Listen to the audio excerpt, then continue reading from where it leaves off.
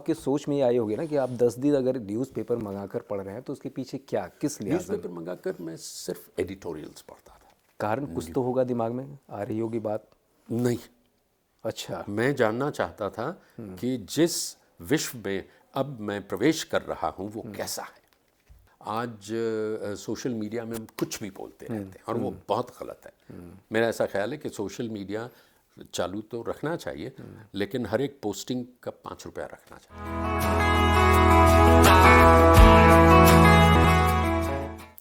अब deciding factor क्या था मेरे भविष्य के लिए? तो वो ग्रुप डिस्कशन। अच्छा। मुझे कुछ ऐसा पता नहीं था कि मैंने ये पढ़ा है वो है। वहाँ 3 टॉपिक्स आए। अब वो 6 लड़के लड़कियाँ, 1 लड़की, 5 लड़के थे। तो सब ऐसे बैठे मूर्ति की तरह। कौन से? तो मैंने कहा मैं आए, देखो। नहीं, पहले तो मैंने उनसे पूछा। मुझे पता नहीं कौन एक बैठे थे, बहुत अच्छी अंग्रेजी बोल रहे थे, मुझे बड़ा मज़ा आ रहा था। मुझे तो एकदम बीबीसी याद आ रहा था। मैं अच्छा। बीबीसी बहुत सुनता था। अपने थे भारतीय ही, लेकिन बोलता you can now start, do you want me to start my stopwatch, what are you waiting for? तो मैंने कहा वाह कितना अच्छा बोलते हैं। तो मैंने कहा जस्ट वन रिक्वेस्ट कि हमें एक पैड दिया जाए। Pad? Why do you need a pad? तो कहा कि जब कोई बोल रहा हो तो I wouldn't like to interrupt, मैं नोट करना चाहूँगा वो कह रहा है, उसके सामने मेरा विचार, so that discussion fruitful.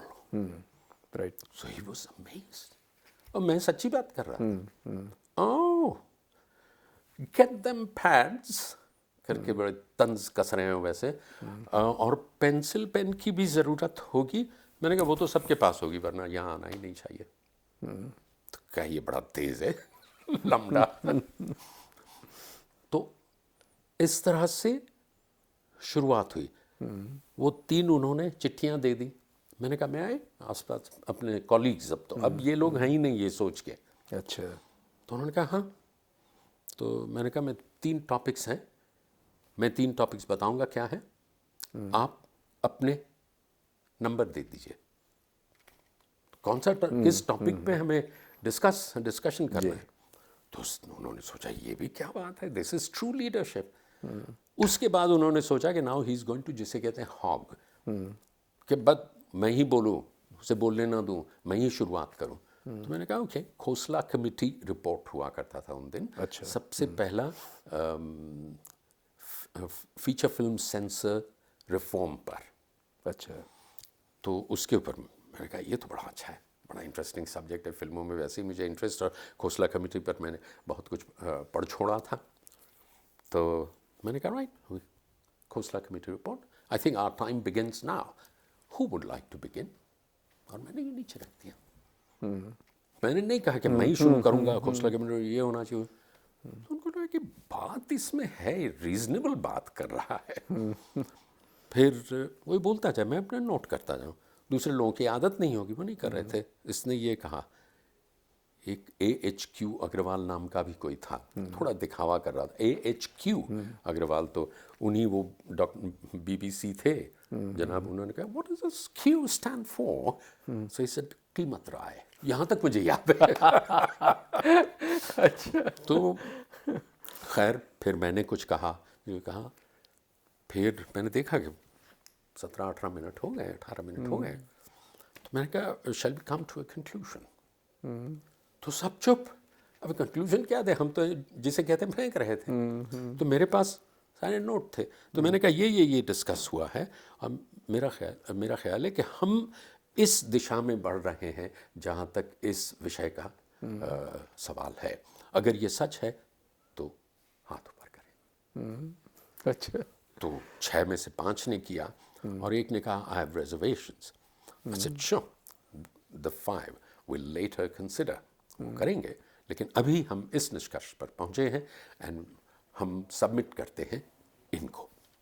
And I said thank you very much, thank you everyone. तो इन्होंने सिर्फ इतना कहा एंड थैंक यू। चलो बाहर गया तो कितने सारे प्रत्याशी थे। कहा कैसा? मैंने कहा मुझे तो बहुत मज़ा आया। बहुत मज़ेदार है। और मुझे एडमिशन मिल गया। मतलब 13,000 में 30 लोगों का एडमिशन मायने रखता है। वो जिस तरह से सारी चीज़ें हुई है और आप बता रहे हैं, बहुत इंटरेस्टिंग है। फिर उसके बाद क्या? एमबीए आपका कंप्लीट हो गया। हाँ, एमबीए नहीं इतनी जल्दी कंप्लीट नहीं होता, वो इतना आसान नहीं है। तब तो नहीं था, अच्छा। आपकी बात पता। पहले 2 महीने इसको फाउंडेशन कोर्स कहते थे जी। कि उनका पढ़ाने का तरीका इतना अलग, वो तो सच में उसके बारे में ज़्यादा बात करनी चाहिए। क्या पढ़ाने का तरीका था। देखिए, सब जो ग्रेजुएट्स थे, मैंने नहीं कहा इंजीनियरिंग ग्रेजुएट्स, इंजीनियरिंग थे, कोई बीए करके आया, कोई बीकॉम करके आया, कोई फार्मेसी करके आया, कोई पता नहीं बिल्कुल, क्या, वो तो सारे लोगों के और लिए है। सब पढ़ क्या रहे हैं? Management, business management and management, law, accountancy, finance, personal जिसे एचआर कहते हैं, जी जी। स्टैटिस्टिक्स, क्या क्या नहीं था। बड़ा बहुत बहुत मेहनत का काम था। एक एक लेक्चर 1.5 घंटे का, सुबह 11 से शाम 7, संडेज इंक्लूडेड। पागलपन था। और ऐसे हम रम जाते थे उसमें कि अच्छा, 2 महीने के अंत में एक छोटी सी एग्ज़ाम होती थी। उसके बाद तय होगा कि इसमें से कितने रहेंगे। अच्छा। हाँ, वो दूसरा फिल्टर था।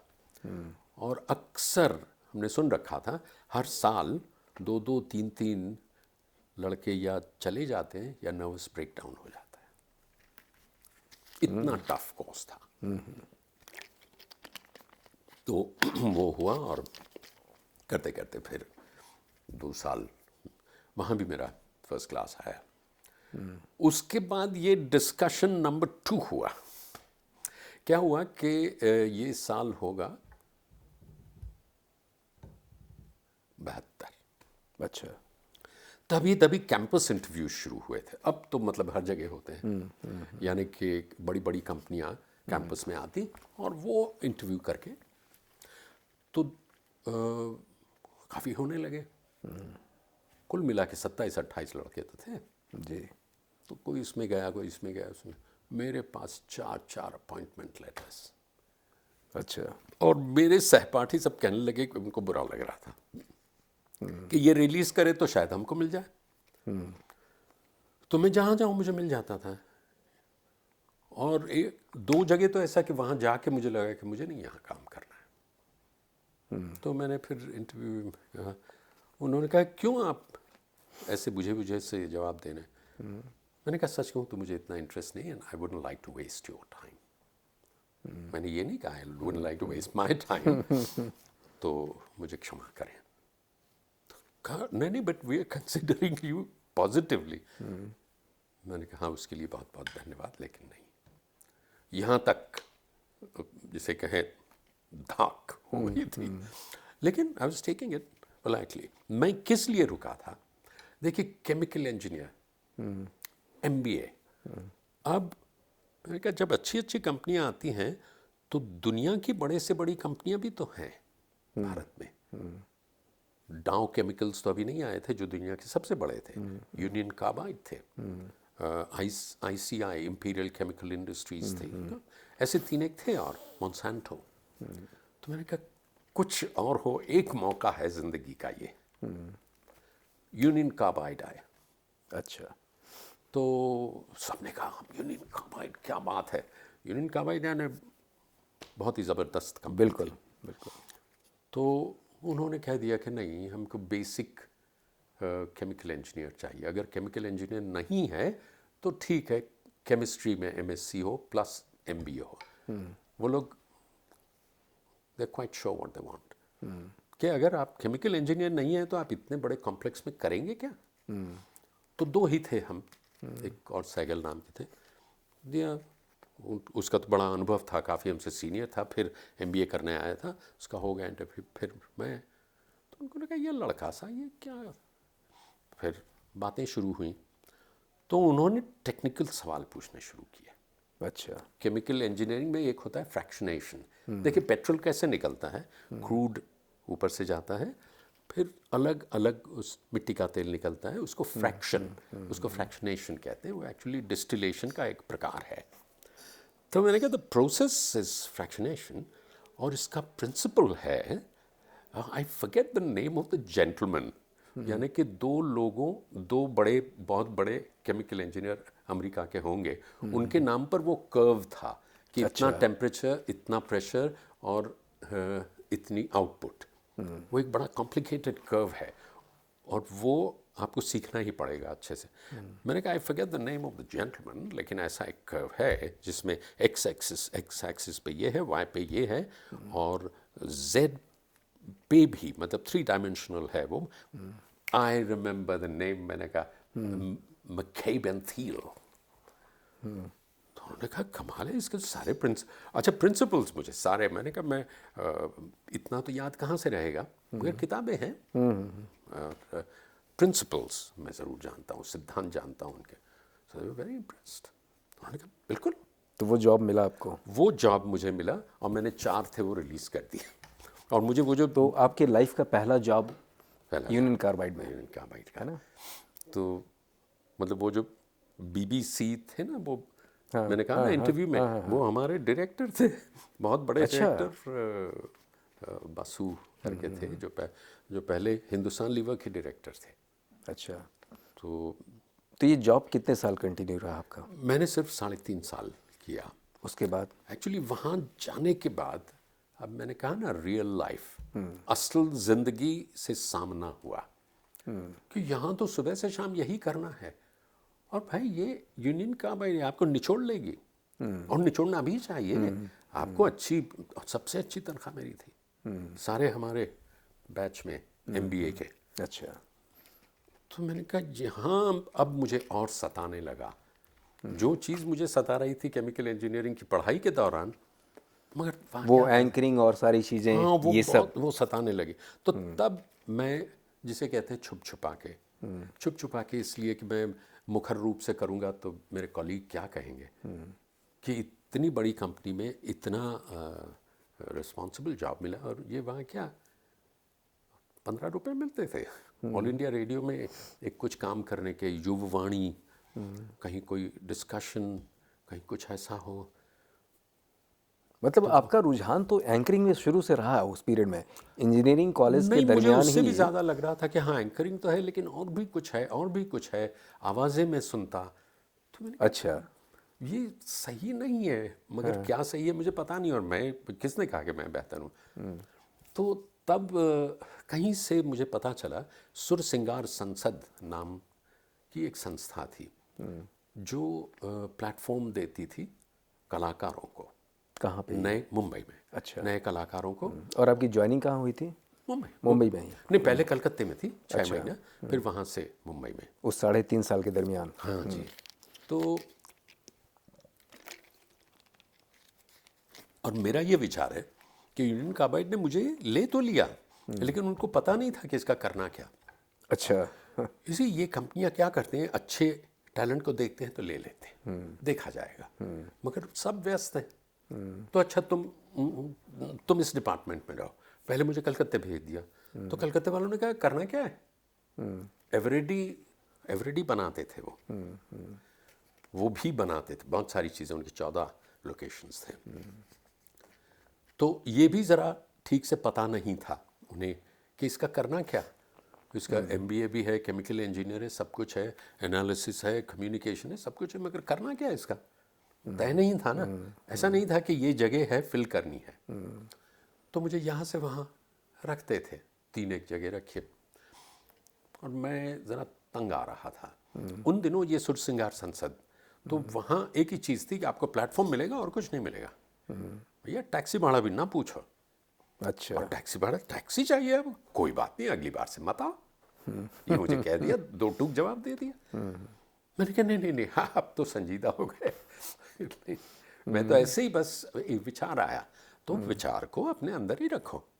तो थे बड़े दबंग थे ब्रिज नारायण जी, तो कहा बाकी आओ तुम्हें हम देते हैं काम। वहाँ मैं और हरिहरन पहली बार स्टेज पर थे। अच्छा। मैं पहली बार स्टेज पर, हरिहरन पहली बार स्टेज पर। वहाँ जगजीत सिंह आते थे, राजेंद्र मेहता, नीना मेहता, भूपेंद्र सिंह, बहुत सारे सब जी। ने। और अपने शुरुआती दिनों में सारे लोग थे। हाँ, ये उनकी भी शुरुआत थी ना, जगजीत जी की शुरुआत हुई थी। जी। बल्कि उनकी शुरुआत के दिनों में मैंने यूनियन कार्बाइड में उनका प्रोग्राम करवाया था। अच्छा। ये भी मुझे याद है।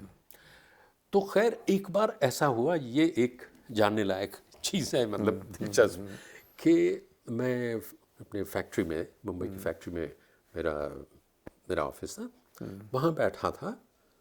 तो किसी ने, कॉलीग ने फ़ोन किया, इंटरनल, कहा congratulations.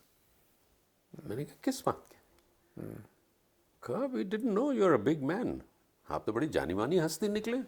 You are what is the call, छुपा रुस्तम।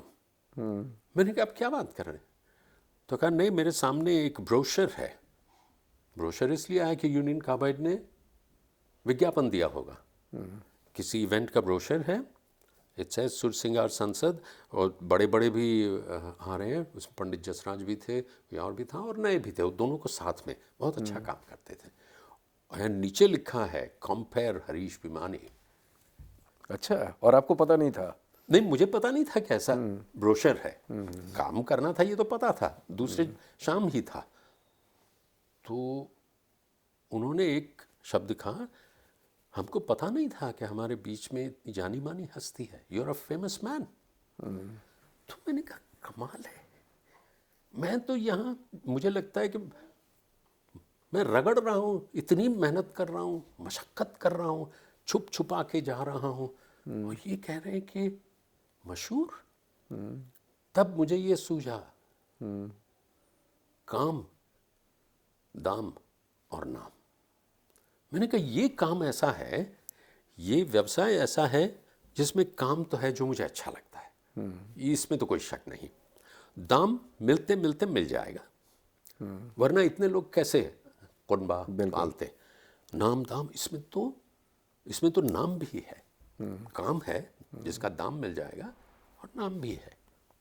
तो मैंने कहा ये है, मुझे दिशा एकदम दिखने लगी। उस पहली बार ये आपको लगा? दिशा दिखने लगी। मैं फिल्म्स डिवीज़न पे भी जाता था, और फिल्म्स डिवीज़न पे इतना अच्छा अनुभव नहीं था, क्योंकि उनकी रिकॉर्डिंग का तरीका थोड़ा अलग था। तब मैं सिर्फ हिंदी कर रहा था, तब इंग्लिश नहीं कर रहा था जी। तो ऐसा होता था कि पहले इंग्लिश रिकॉर्ड होती थी, वो जो डॉक्यूमेंट्रीज होती है ना, और उससे पहले न्यूज़ रील्स हुआ करती थी 10-10 मिनट की, हर शुक्रवार को सारे देश में रिलीज़ होती थी। जी। अब टीवी तो था नहीं, न्यूज़ रील, एक रेडियो और एक ये। तो वो इतनी मुश्किल होती थी कि 2 लोगों को तो हार्ट अटैक आया था रिकॉर्डिंग में। अच्छा, उसको डायरेक्ट रिकॉर्डिंग कहते हैं। मतलब कि यहाँ फिल्म चल मुश्किल रही किस है। अंदाज में आप कह रहे हैं? जी, मुश्किल किस अंदाज में कह रहे हैं? मुश्किल इस किस संदर्भ नज़रिए में से? कि सामने फिल्म चल रही है, आप छोटे से बूथ में बैठे, यहाँ लाल लाइट है, जैसे लाल लाइट आए तो आपको यूं हो, आपको एक परिच्छेद, एक पैरा पढ़ना है, उसके बाद भी नहीं कर सकते, कुछ नहीं, फिर थोड़ी देर रुकिए, आप सुन रहे हैं वहाँ क्या चल रहा है इंग्लिश में। जैसे आप बोलने को, जैसे लाल लाइट आती है, यहाँ मिक्सिंग इंजीनियर है, वो उसकी ट्रैक धीमी पीछे नीचे करता है, आपको उतने में ही बोलना है। जैसे आपने बोल लिया परफेक्शन चाहिए होता है, परफेक्शन चाहिए होता है कि आपको, नहीं परफेक्शन नहीं है ये, मतलब बहुत ही टाइम मैनेजमेंट जो है, हाँ वो है, उसमें लेकिन वो ये तो तरीका बहुत गलत है। वो अपना टाइम इसलिए बचाना चाहते थे कि न्यूज़ रील 14 भाषाओं में होती थी, और वो 2 दिन में, 1.5 दिन में कर रेडी करना है। पहले इंग्लिश तो वाइल्ड जिसे कहते होता था, यानी कि आप बोल लीजिए, वो एडिट करेंगे। देखिए आज की तरह एडिटिंग नहीं है कि बच्चा भी कर सके, बहुत मुश्किल एडिटिंग होती थी, 35 mm टेप होती थी, इतनी बिल्कुल रिकॉर्डर इतने बड़े होते थे, और जहाँ आपने फंबल किया, कुछ आवाज़ आई, कुछ शब्द ठीक नहीं कहा, तो गूं करके सारा रुकता। वहाँ प्रोजेक्शन में से फिल्म रुकती, 35 mm पे फिल्म चल रही है, कोई डिजिटल नहीं है, यहाँ 2-2 रिकॉर्डर रुकते, और चलो सब रिवाइंड करो और पहले से शुरू करो। आप सोचिए क्या नर्वसनेस होगी। और जैसे आप रीटेक करें तो वहाँ से उठ के कोई, अरे यार इसको निकालो ना, हम सबको घर जाना है कि नहीं, उसको बाद में प्लीज़। तो सबकी हालत ख़राब हो जाती थी, और मैंने तय कर लिया था कि मुझे ये नहीं करना है, मुझे ये नहीं करना है। मतलब ये थोड़ा टफ लगा इसलिए आप फिर से चेंज करने लगे? नहीं, फिर से नहीं, ये पहले हुआ और बाद में वो फेमस वाला हुआ ब्रोशर अच्छा, का, अच्छा, अच्छा। You are a famous man. मैंने कहा नहीं नहीं यही है मैं तो यही करूँगा, देखूंगा और काम करूँगा, क्यों नहीं होगा, दूसरे करते हैं ना।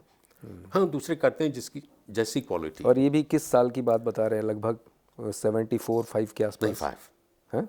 इमरजेंसी लग चुकी थी, अच्छा, इमरजेंसी लग चुकी थी। यानी जून मतलब 25। 47 ईयर्स बैक, 47 साल पहले की बात आप कर रहे हैं। जी। तो वो हुआ। उसके बाद मैं क्योंकि वरना तो कहानी इतनी लंबी है कि मैं जो भी काम करता गया ना, जो भी काम मुझे मिलता गया वो सारे ब्रेक्स थे। अच्छा, यानी कि कुछ ना कुछ नया करने मिलता और वो इतना मुश्किल होता कि सब मेरे कॉलीग्स सोचते कि अब गया, अब ये नहीं कर पाएगा। देखिए आम और तौर- साथ साथ जॉब आपका चल रहा था? नहीं नहीं नहीं, जॉब छोड़ दी थी जॉब फिर? छोड़ दिया, अच्छा, रातों रात। अच्छा, कि नहीं पूरी तरह होती, से आप नहीं इसी लाइन में फिर आ गए? फिर हाँ, मैंने कहा देखता हूँ, क्वालिफिकेशंस तो हैं, हालांकि मैं ये भी अंदर से जानता था कि ऐसी जॉब मिलना आसान नहीं होता। ये हो गया। तो ब्रेक्स ऐसे ऐसे मिल रहे थे कि बहुत मुश्किल थे, लेकिन अगर उसको पार किया तो आप आगे बढ़ गए। आपको एक महत्वपूर्ण बात बता दूं कि ये जिस क्षेत्र में मैं था उस क्षेत्र का अभी पूरी तरह से नाम नहीं था। अच्छा, आज कह सकते हैं द वॉइस वर्ल्ड, उसको वॉइस ओवर्स भी कह सकते हैं। लेकिन मैंने क्या किया, मैनेजमेंट की पढ़ाई देखिए कहाँ काम आती है जी। कि बुनियादी तौर पर मेरी स्ट्रेंथ क्या थी, वर्ड्स एंड वॉइसेस, ये मेरी स्ट्रेंथ थी। अब आप उसको कहाँ इस्तेमाल कर सकते हैं? मैंने अपने करियर की शुरुआत, सबसे बड़ा जॉब क्या था? Television news casting. 6 साल तक मैं टेलीविजन न्यूज़ कास्टर रहा, हिंदी का। तो क्या था? शब्द, आवाज़, शब्द और स्वर और प्रेजेंटेशन, तो उसमें वो जुड़ गया। अब ये अलग विधा हो गई। मुझे बचपन से कहिए या जब से होश संभाला, मुझे फिल्म, उसमें भी राइटिंग और डायरेक्शन अच्छा, में बहुत इच्छा थी जाने की। अच्छा, मगर क्या करें, हमारे जैसे परिवार में आप फिल्म देखने की बात कम सोचते हैं, आप फिल्म में जाने की क्या बात करें। एक बार जब रेडियो मेरा पकड़ा गया, सब कुछ हुआ, तो मुझे ताया जी ने बुलाया और कहा कि देखो, क्योंकि उनको ये भी तो पता था कि लड़का ब्रिलियंट है, अच्छा देखो, रेडियो अच्छी चीज़ है, उसमें समाचार आते हैं, नहीं कभी कभी गाने भी सुनो, उसमें अच्छे अच्छे। उसके बाद उसको बंद करके संजो के रख दो, उसमें करियर नहीं बनता, अच्छा, उसके आगे नहीं सोचना होता। कहा जी हाँ, लेकिन मन में तो मन सोच के रह जाता मैं। तो टेलीविज़न न्यूज़ कास्टिंग के लिए जो ऑडिशन हुआ, जिसमें मैं बहुत ही लकी इसलिए रहा कि वहाँ 3-4 साल में एक दिन एक ऑडिशन होता था। अच्छा, और मैं गया तो कहा कि अगले हफ्ते ऑडिशन है। अच्छा, किसके थ्रू आ रहे हो? वहाँ तो बड़ा था, इस मिनिस्टर के थ्रू, उस सेक्रेटरी के थ्रू, उस इंडस्ट्रियलिस्ट के थ्रू, किस किस के थ्रू होता है। मैंने कहा मैं तो मेरे थ्रू आ रहा हूँ, मैं तो हाँ ठीक है एप्लीकेशन कर दो। और वहाँ अब बार बार कहना अच्छा नहीं लगता उनको 2 कैंडिडेट चाहिए थे, 2 अच्छा, पोजीशंस थी। एक टेलीविजन न्यूज़ कास्टर जो रोज़ करेगा, रोज़ यानी हफ्ते में 3-4 दिन, 3 दिन, और एक चाहिए था म्यूज़िक शो का एंकर।